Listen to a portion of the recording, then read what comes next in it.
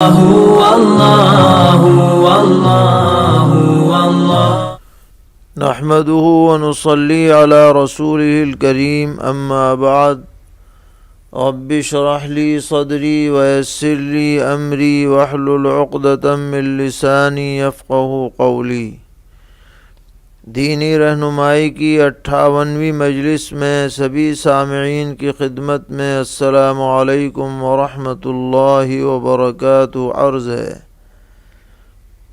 آج کی مجلس کا پہلا سوال یہ ہے کہ وارثین انبیاء کی فہرست میں حفاظ کرام بھی شامل ہیں یا نہیں؟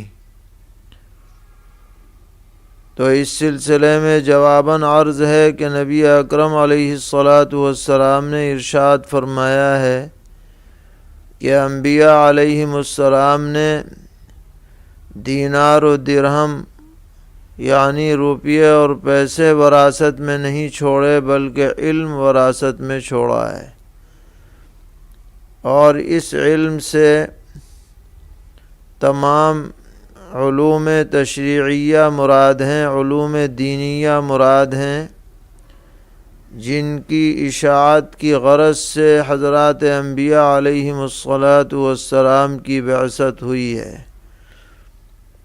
اور ہمارے پیغمبر سرور عالم حضرت محمد مصطفیٰ صلی اللہ تعالی علیہ وسلم پر قرآن کریم نازل ہوا، اور وہ آپ نے امت تک پہنچایا۔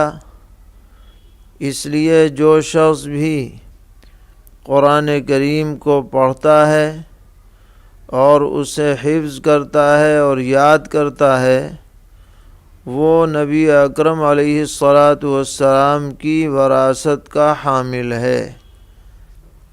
البتہ اس کے اندر درجات ہیں۔ جو آدمی جتنا زیادہ علوم دینیہ کو حاصل کرے گا اور کرتا رہے گا، اتنا ہی زیادہ وہ نبی اکرم علیہ الصلاۃ والسلام کی وراثت کا حامل ہوتا چلا جائے گا۔ لہذا اس اعتبار سے حفاظ کرام بھی وارثین میں شامل ہیں، لیکن کامل وارثین وہ ہیں جو حفظ کے ساتھ ساتھ قرآن پاک کے معانی کو سمجھتے ہیں، احادیث شریفہ کو جانتے ہیں، اور پھر فقہ اسلامی پر ان کو عبور حاصل ہے۔ تو جس کو جتنی زیادہ مہارت اور جتنا زیادہ شعور اور تبحر علم دین میں حاصل ہوگا، وہ اتنا ہی بڑا وارث نبوت کہلائے گا۔ تو گویا کہ اس میں درجات ہیں۔ حافظ بھی ایک درجے میں وارث کہلایا جا سکتا ہے، لیکن کامل وارثین وہی ہیں جو تمام علوم پر گہری نگاہ رکھتے ہوں اور اسی مشغلے میں لگے ہوئے ہوں۔ ایک دوسرا سوال اسی ضمن میں یہ ہے کہ حدیث شریف میں آتا ہے کہ جو شخص قرآن کریم پڑھ کر بھول جائے، وہ قیامت کے دن اعمیٰ اٹھایا جائے گا۔ اس حدیث شریف کا مفہوم اور معنی کیا ہے، اور بھول جانے سے کیا مراد ہے؟ دیکھیے، جس کو اللہ تعالیٰ نے قرآن پاک کی نعمت عطا فرمائی ہے، اس نعمت کی قدردانی کا تقاضا یہ ہے کہ ہر اعتبار سے اس کی حفاظت کی کوشش کی جائے۔ لہذا جو شخص قرآن پاک کا حافظ ہے، اسے چاہیے کہ مرتے دم تک وہ اپنے حفظ کو باقی رکھنے کی کوشش کرے۔ اگر وہ لاپرواہی کی وجہ سے پڑھنا بھول جائے گا اور اسے قرآن یاد نہ رہے گا، تو بلا شبہ وہ بڑا محروم ہے اور نعمت کی ناقدری کرنے والا ہے۔ لیکن حضرات علماء نے اس حدیث کے ضمن میں بحث کرتے ہوئے یہ فرمایا ہے کہ اگرچہ حافظ قرآن کا قرآن بھول جانا بہت بڑی محرومی کی بات ہے، لیکن جو حدیث میں وعید فرمائی گئی ہے اس کا اصل مصداق وہ شخص ہے جو ناظرہ پڑھنا بھی بھول جائے، حروف کی شناخت اس کو باقی نہ رہے، نعوذ باللہ من ذالک، وہ اس کا گویا کہ اولین مصداق ہے۔ اور بہرحال آدمی کو چاہیے کہ وہ قرآن پاک کو یاد رکھے، قرآن کی کثرت سے تلاوت کرے تاکہ بھولنے کی کوئی بات اس کی طرف منسوب نہ ہو سکے۔ قرآن کریم ہی کے سلسلے میں ایک اور سوال کیا گیا ہے کہ حدیث شریف میں آتا ہے کہ اقرأ وارتقی ورتل کما کنت ترتل فی الدنیا فإن منزلک عند آخر آیت تقرأها، یعنی حافظ قرآن سے آخرت میں کہا جائے گا کہ پڑھتا جا اور چڑھتا جا، اور جس طرح تو قرآن پاک کو ٹھہر ٹھہر کر دنیا میں پڑھتا تھا اسی طرح تلاوت کرتا رہ، کیونکہ تیری منزل وہ آخری آیت ہوگی جو تو قرأت کرے گا۔ تو اس حدیث کے مخاطب کون لوگ ہیں؟ حافظ قرآن مخاطب ہیں یا کوئی آدمی کثرت سے ناظرہ تلاوت کرتا ہو وہ بھی اس کا مخاطب ہو سکتا ہے؟ تو حضرات شارحین نے فرمایا ہے کہ اس کا اولین مخاطب تو حافظ قرآن ہے، اس لیے کہ بعض روایتوں میں یہ بھی ہے کہ اقرأ ما معک من القرآن، کہ جو تیرے ساتھ قرآن پاک ہے وہ پڑھتا رہے۔ تو بظاہر یہی معلوم ہوتا ہے کہ وہ حافظ قرآن مراد ہے کہ جو قرآن کو یاد رکھنے والا ہے، تو یہ یاد اس کو باقی رہے گی آخرت میں، اور وہ پڑھتا جائے گا اور چڑھتا جائے گا۔ لیکن بعض حضرات نے، جن میں ہمارے اساتذہ میں حضرت اقدس مولانا مفتی سعید احمد صاحب پالنپوری نور اللہ مرقدہ بھی ہیں، ان سے ہم نے خود سنا کہ وہ فرماتے تھے کہ جو آدمی کثرت سے قرآن پاک ناظرہ پڑھتا ہو اور زبان پر اس کے قرآن رواں ہو گیا ہو تو اللہ تبارک و تعالی اسے آخرت میں حفظ پڑھنے کی توفیق عطا فرما دیں گے، تو گویا وہ بھی احتمالی درجے میں اس کا مصداق ہو سکتا ہے۔ اسی حدیث کے متعلق ایک دوسرا سوال یہ ہے کہ جنت کے درجات کیا قرآن پاک کی آیات یعنی 6666 ہیں کہ بقدر ہیں؟ تو کیا اس کے اوپر بھی کوئی درجہ ہے؟ اور سب سے اونچی جنت کس کو ملے گی؟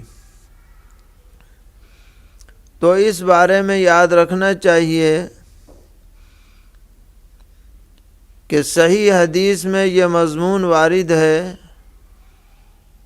کہ جنت کے 100 درجات ہیں، اور ہر ایک دوسرے درجے کے درمیان میں زمین آسمان کے خلا کے بقدر فاصلہ ہے۔ لہذا اس حدیث کو سامنے رکھ کر اس تلاوت والی روایت کو جب پڑھا جاتا ہے تو نتیجہ یہ نکل کر کے آتا ہے کہ ان 100 درجات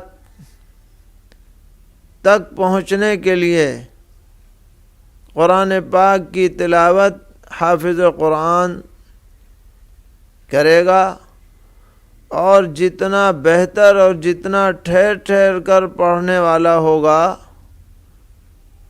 اتنے ہی اوپر درجے تک وہ پہنچ جائے گا، کیونکہ دیر میں اس کا قرآن ختم ہوگا۔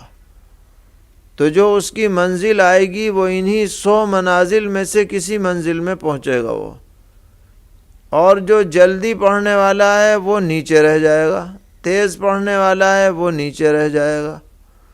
تو جس اعتبار سے شاندار تلاوت ہوگی، کیفیت کے اعتبار سے، حسن ادا کے اعتبار سے، ٹھہر ٹھہر کر پڑھنے کے اعتبار سے، تو سفر اوپر کی طرف جاری رہے گا، اور یہ سفر دیر میں ختم ہوگا تو اونچی منزل تک اسے جگہ ملے گی۔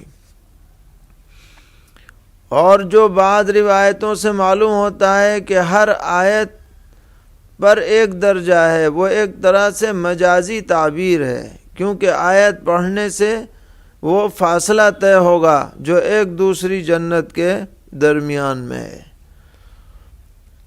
اور یہ جو پوچھا گیا کہ سب سے اونچی جنت کس کو ملے گی، تو ہمارا عقیدہ ہے کہ جنت میں سب سے اعلیٰ ترین درجہ مقام محمود ہے یا مقام وسیلہ ہے، جو خاتم النبیین سرور عالم حضرت محمد مصطفیٰ صلی اللہ تعالی علیہ وسلم کو حاصل ہوگی۔ یہ سب سے اعلیٰ درجہ ہے۔ اسی طرح پیغمبر علیہ السلام نے فرمایا کہ جنت الفردوس مانگا کرو، یہ جنت کا سب سے اونچا مرتبہ ہے۔ اولئک هم الوارثون الذین یرثون الفردوس هم فیہا خالدون۔ تو بہرحال اس حدیث کو اور 100 درجے والی حدیث کو ملا کر کے یہ نتیجہ نکلتا ہے، اور یہی اس کی صحیح تشریح معلوم ہوتی ہے۔ ایک صاحب پوچھ رہے ہیں کہ کیا نبی اکرم علیہ السلام سے چاول کھانا ثابت ہے، اور کیا چاول بھی 3 انگلیوں ہی سے کھانا سنت ہے؟ تو جواب یہ ہے کہ ہمیں کسی بھی روایت میں پیغمبر علیہ السلام کا چاول نوش فرمانا معلوم نہیں ہوا۔ اور رہ گئی یہ بات کہ چاول یا اس جیسی کوئی چیز بھی 3 انگلیوں سے کھائی جائے گی، یہ کوئی ضروری نہیں ہے، بلکہ بعض روایتوں سے 4 اور 5 انگلیاں بھی لگانا معلوم ہوتا ہے۔ یہ خلاف سنت نہیں کہا جائے گا، بلکہ بقدر ضرورت جتنی انگلیاں جس طرح کے کھانے میں استعمال کی جا سکتی ہوں، استعمال کرنے میں حرج نہیں ہے۔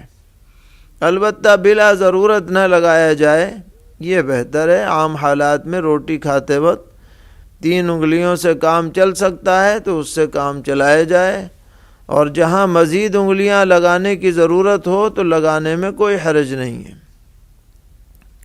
بعض مرسل روایت میں 5 انگلیوں تک کا تذکرہ ہے، جیسے کہ چاول کھانے میں یا سرید کھانے میں یا کوئی حلوہ کھانے میں، تر چیز کھانے میں زیادہ انگلیوں کی ضرورت پڑتی ہے۔ ایک صاحب پوچھتے ہیں کہ مغرب کی اذان اور اقامت کے درمیان نفل پڑھنا کیسا ہے؟ یہ نفل پڑھنا مناسب نہیں ہے، اس لیے کہ مغرب کی نماز میں اذان اور جماعت میں زیادہ فصل نہیں ہونا چاہیے۔ اگر عام طور پر اس کی اجازت دی جائے گی تو یہ فصل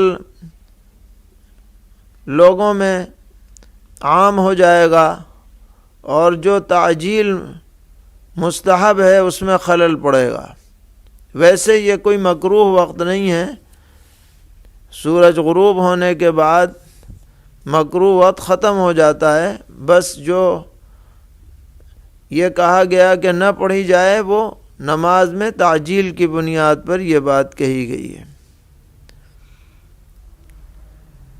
ایک مسجد کے امام صاحب کا پیجامہ ٹخنوں سے نیچے رہتا ہے، بار بار ٹوکنے پر بھی اوپر نہیں کرتے، تو کیا میں ان کے پیچھے نماز پڑھنا بند کر دوں؟ اگر میں نہ پڑھوں تو میرا یہ عمل درست ہوگا یا نہیں؟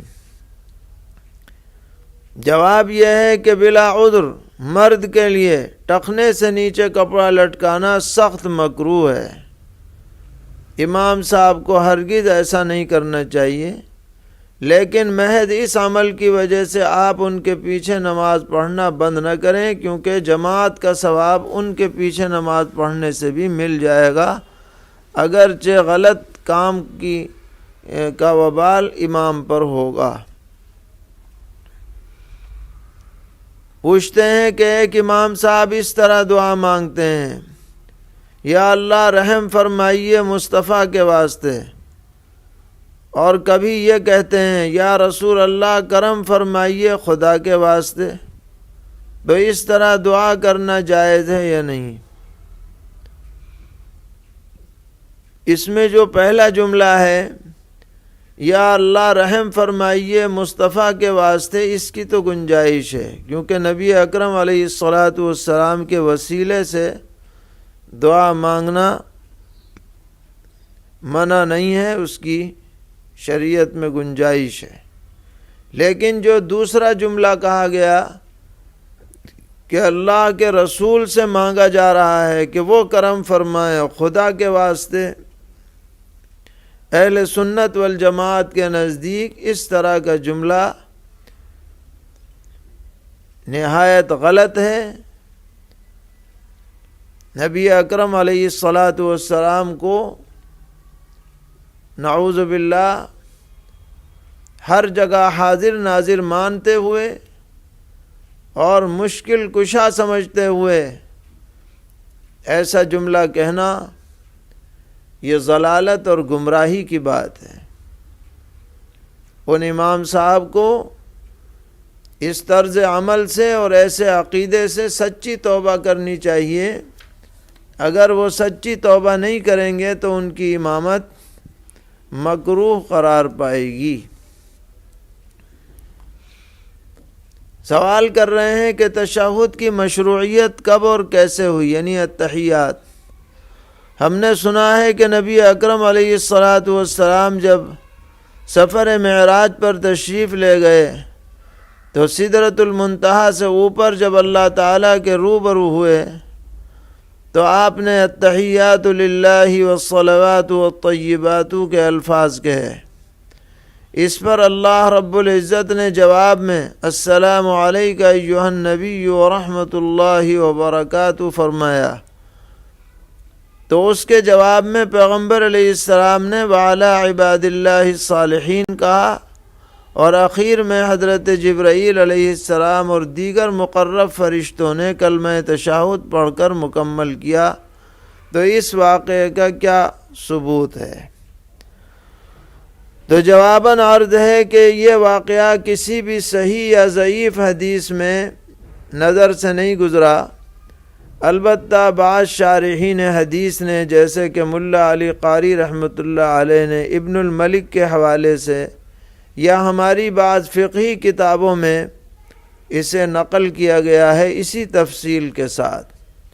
لیکن چونکہ حدیث کی کسی بھی معتبر یا غیر معتبر روایت میں اس کا ثبوت نہیں ملتا، اس لیے حدیث کہہ کر کے اسے بیان کرنا صحیح نہیں ہے۔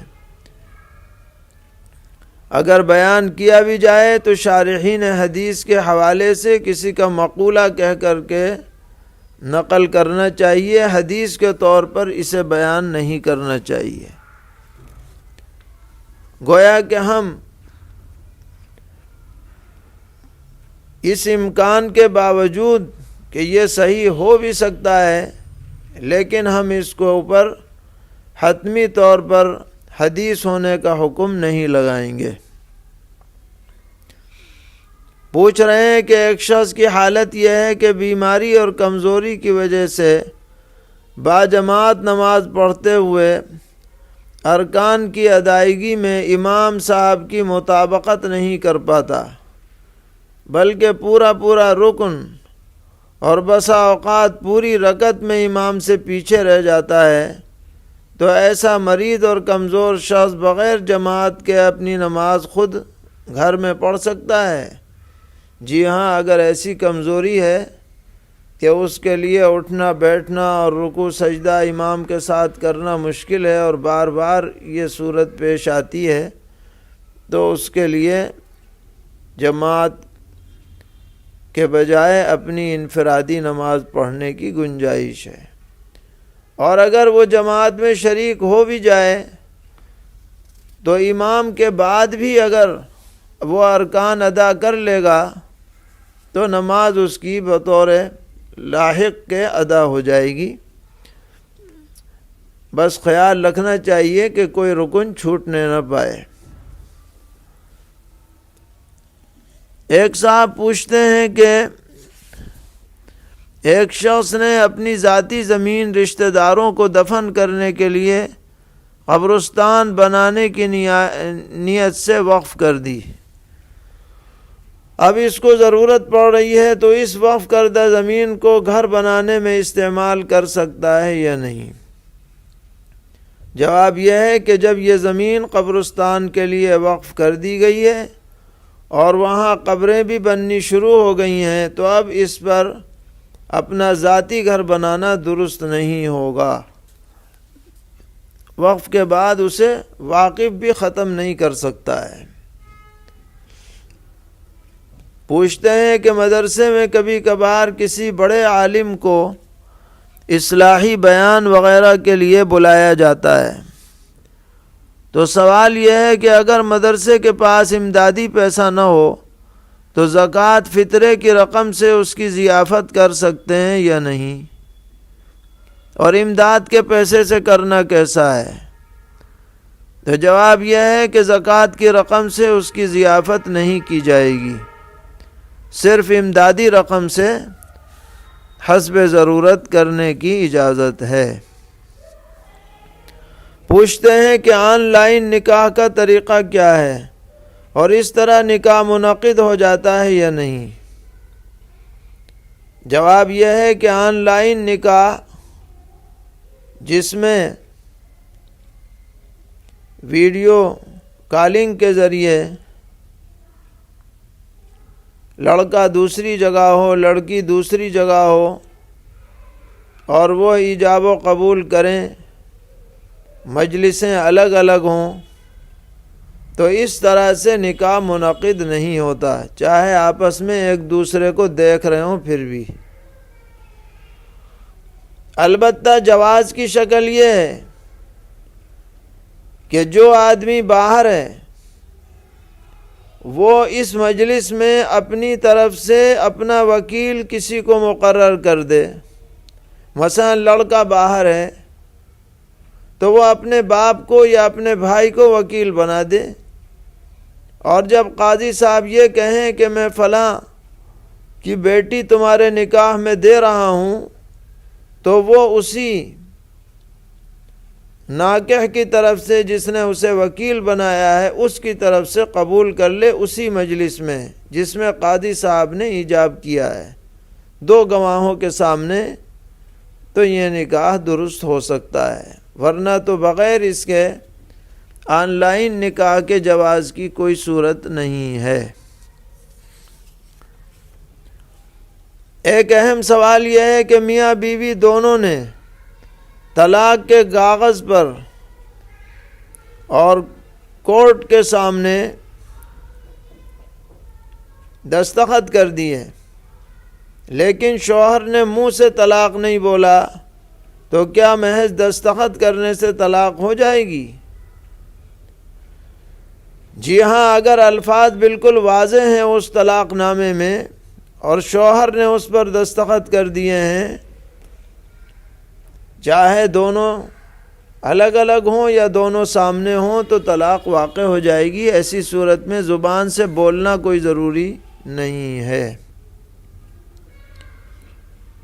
پوچھتے ہیں کہ ایک شخص نے دوسرے سے کچھ پیسے یہ سمجھ کر لیے کہ اب یہ میں پیسے واپس نہیں کروں گا، اور دینے والا بھی یہی سمجھ کر دے رہا ہے کہ میں واپس نہیں لوں گا، لیکن زبان سے کوئی بات نہیں ہوئی، تو یہ رقم ہبہ ہوگی یا قرض یا امانت؟ تو جواباً عرض ہے کہ اس میں دینے والے کی نیت کا اعتبار ہے۔ اگر اس نے دیتے وقت ہدیے کی نیت کی ہے تو ہدیہ ہے، زکوٰۃ کی نیت کی ہے تو زکوٰۃ ہے، اور اگر وہ دعویٰ کرے کہ نہیں میں نے تو قرض کے طور پر دیے تھے تو قرض ہی سمجھا جائے گا، لینے والے کی نیت کا کوئی اعتبار نہیں ہوگا۔ ایک صاحب پوچھتے ہیں کہ مرد کے لیے چاندی کی انگوٹھی پہننا کیسا ہے، اور نگ کے ساتھ یا بغیر نگ کے، اور اگر نگ کے اوپر کوئی نقش وغیرہ بنوا کر پہنے تو یہ درست ہے یا نہیں؟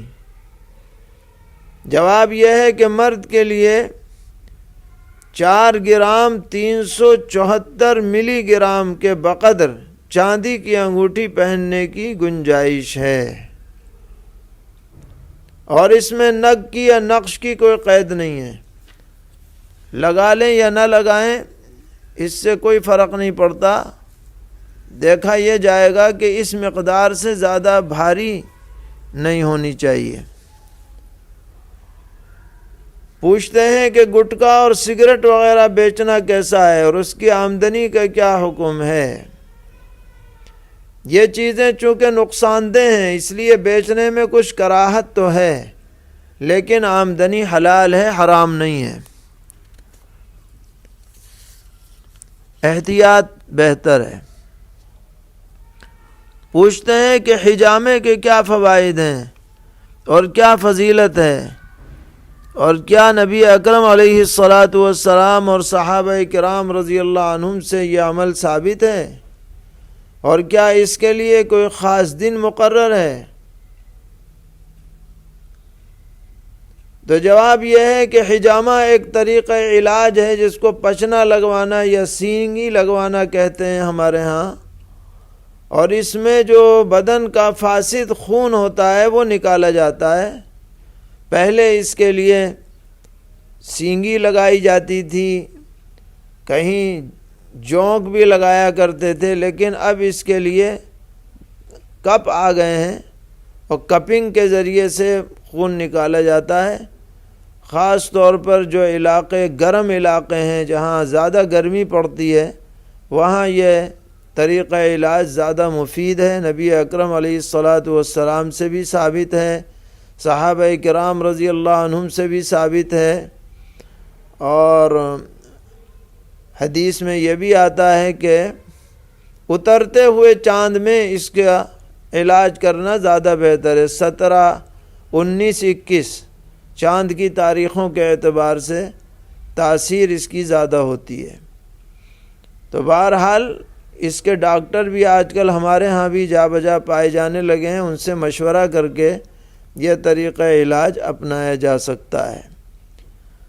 اسی ضمن میں یہ سوال ہے کہ حجامہ کرتے وقت کیا پڑھا جائے گا، کون سی دعا پڑھی جائے گی؟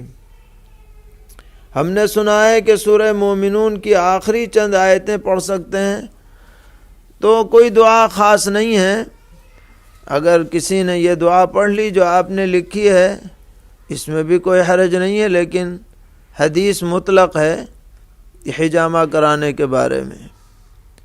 پوچھتے ہیں کہ ہم نے بچپن میں کسی کے باغ سے آم توڑ کر کھا لیا تھا، اب ان کو بتا کر معافی تلافی میں شرم آ رہی ہے، تو اس چوری کے پھل کی تلافی کیسے کریں؟ بہتر ہے کہ اتنی رقم آپ کسی غریب کو صدقہ کر دیں، اللہ تعالیٰ آپ کی کوتاہی کو معاف فرما دیں گے۔ پوچھتے ہیں کہ ایک صاحب نے اپنی بیٹی کی شادی اس کے حصہ وراثت سے کی ہے، اور ان کا ہر لڑکی کے ساتھ یہی معمول رہا ہے تاکہ وراثت میں سے لڑکیوں کو حصہ نہ دینا پڑے، اور کہتے ہیں کہ ایک لڑکی کی شادی میں 4-5 لاکھ روپے لگتے ہیں، اب انتقال کے بعد ساری میراث لڑکوں میں تقسیم ہوگی، تو اس طرح کرنا شریعت میں کیا حکم رکھتا ہے؟ کیا کل میراث میں سے سب کے حصے بانٹ کر اپنی زندگی میں لڑکیوں کی میراث کا حصہ ان کی شادی میں لگایا جا سکتا ہے یا نہیں؟ جواباً عرض ہے کہ وراثت کا تعلق موت کے بعد کے حق سے ہے، زندگی میں جو دیا جاتا ہے وہ ہبہ اور ہدیہ ہے، لہذا زندگی میں جو کچھ بھی لڑکیوں کی شادی وغیرہ میں صرف کیا ہے یہ سب ان کی خدمت میں ہدیہ شمار ہوگا، اور انتقال کے بعد جو ملکیت میں چیز ہوگی اس میں سارے وارثین بشمول لڑکوں اور لڑکیوں کے وغیرہ کے وہ سب کے سب اس میں حصے دار ہوں گے۔ البتہ ایک بات یہاں قابل غور ہے، وہ یہ ہے کہ زندگی میں ہدیہ اور ہبہ میں سب لڑکے لڑکیوں میں برابری ہونی چاہیے۔ تو جتنا پیسہ آپ نے ہر لڑکی کی شادی میں لگایا ہے اتنا ہی پیسہ اگر آپ ہر لڑکے کو بھی ہدیہ یا ہبہ کر دیں تو زندگی میں سب کے ساتھ برابری ہو جائے گی، اور پھر انتقال کے بعد جو آپ کی ملکیت ہوگی وہ حسب حصص شرعیہ، یعنی لڑکے کو 2 حصے اور لڑکی کو 1 حصہ وہ تقسیم ہو جائیں گے، اور پھر کسی کو کچھ کہنے کا موقع بھی نہیں رہے گا۔ لیکن یہ کہنا کہ جو بھی وراثت کا حق تھا وہ لڑکی کی شادی میں لگا دیا اور پھر لڑکی بعد میں محروم ہو جائے گی، یہ طریقہ شرعاً درست نہیں ہے۔ لڑکی کو اس کا حق ملے گا، شادی میں لگانے سے اس کا حصہ وراثت ختم نہیں ہو جاتا ہے۔